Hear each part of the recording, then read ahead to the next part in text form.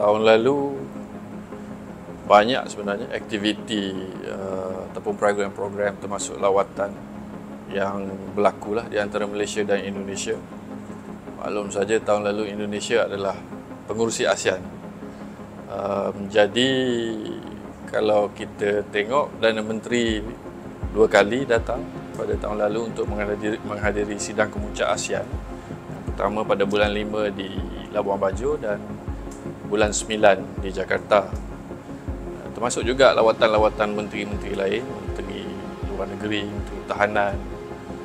Jadi memang banyaklah kunjungan di peringkat yang tertinggi. Tapi pada peringkat pegawai dan sebagainya juga banyak kunjungan dan mesyuarat diadakan. Kerana kita dengan Indonesia ni mempunyai hubungan dua hala yang agak komprehensif dalam pelbagai sektor. Dan mekanisme dua hala tu memang sudah lama ada. Jadi kadang-kadang tu memang berjadual, termasuk juga kalau dalam kerjasama pertahanan kita ada latihan sama, kita ada penempatan pegawai-pegawai keselamatan di kedua-dua negara dan juga patroli lah, sempadan di antara kedua-dua negara.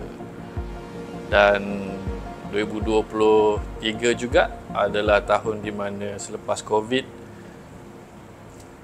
makin terbuka kembali kan ruang di antara negara-negara di dunia lah, dan kita lihat banyak kenaikan dari segi kunjungan, baik seperti saya sebut tadi di antara kerajaan, di antara pegawai G2G dan juga kunjungan di antara masyarakat kedua-dua negara. Tahun 2022, sebab tahun 2023 kita tak ada lagi data yang terkini, 2022 sahaja seramai 1.4 juta rakyat Indonesia telah berkunjung ke Malaysia, dan dalam 1 juta lebih juga rakyat Malaysia berkunjung ke Indonesia. Kalau jumlah pelajar pula, jumlah pelajar Indonesia di Malaysia sekitar 10 ke 11,000 orang, dan pelajar Malaysia di sini dalam 1,200-1,300 lebih. Di statistik begini menunjukkan bahawa hubungan Malaysia dengan Indonesia ni memang berada pada satu tahap yang baiklah.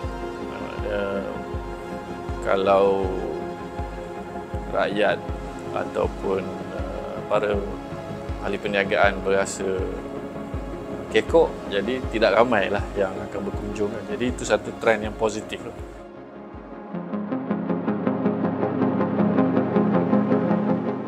Menghampiri setahun ni banyak benda-benda yang positif lah yang kita lihat. Kerana selepas lawatan Presiden Jokowi ke Malaysia, 6 instrumen dua hala ditandatangani oleh Malaysia dan Indonesia. 2 mengenai persempadanan dan 4 lagi berkaitan dengan kerjasama ekonomi di antara Malaysia dan Indonesia. Jadi kita berharap perkara ini akan berterusan, kerana pada tahun 2022 kita mencatatkan 30 bilion US dollar dari segi perdagangan dua hala di antara Malaysia dan Indonesia. Satu angka yang sangat besar, dan Malaysia juga tercatat pada tahun lalu 2023 negara kelima terbesar dari segi pelabur asing di Indonesia.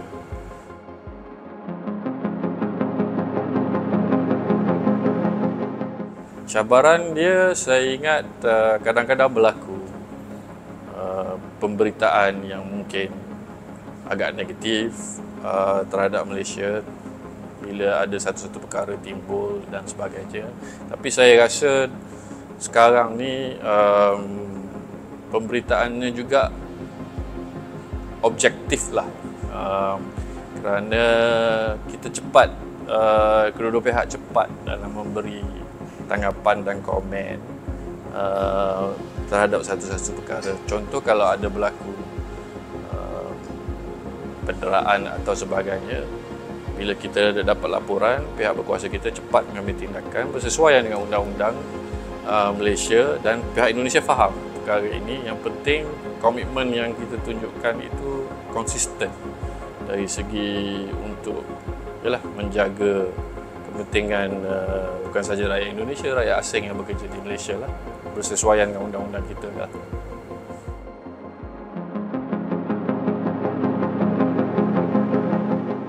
Ramai bekerja di sini, sektor yang besar dari segi kerjasama ekonomi Malaysia-Indonesia adalah sektor keuangan, sektor perdagangan, oil and gas juga,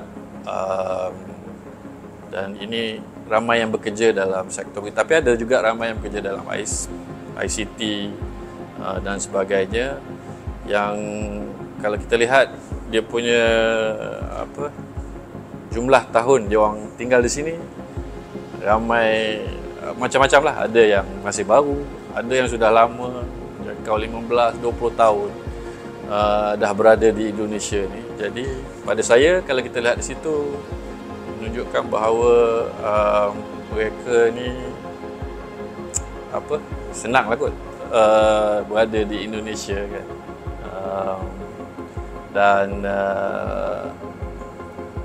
Tapi kalau jumlah yang mendaftar tu tak ramai.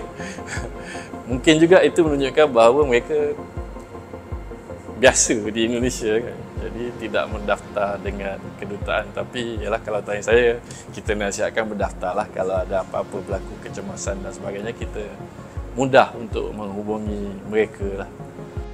Jumlah berdaftar dalam 2,000 lebih saja.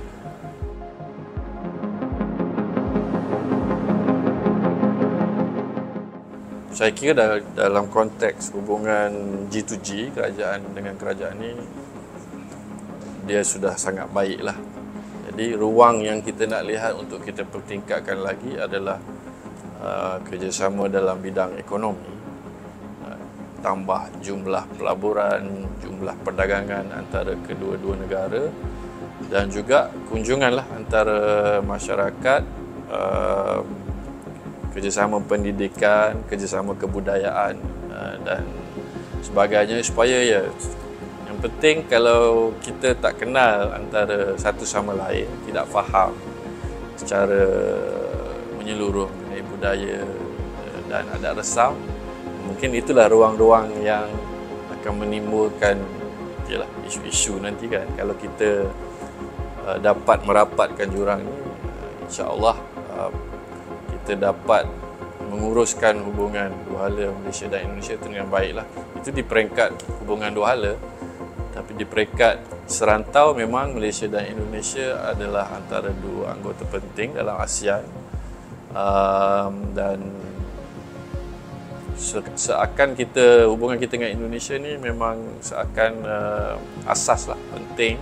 Kalau kedua-dua negara stabil, baik, rapat, dan insya-Allah saya rasa dia akan menyumbang secara positif kepada kerjasama serantau yang lebih baik di antara Malaysia dan Indonesia. Manakala di peringkat antarabangsa, kita banyak persamaan dari segi pendirian, dan memang perkara ini akan berterusan lah. Kita akan mempergiatkan lagi kerjasama dengan Indonesia. Sebagai contoh, sekarang ni isu Palestin, isu Myanmar, dan juga isu kita menangani kempen negatif European Union Deforestation Regulations. Malaysia dan Indonesia bekerja sangat rapat untuk menunjukkan bagaimana kalau kita mempunyai halangan bersama, dapat bekerjasama, kita dapat berlobi dengan lebih baik untuk menjaga dan mempromosikan kepentingan kita di peringkat antarabangsa.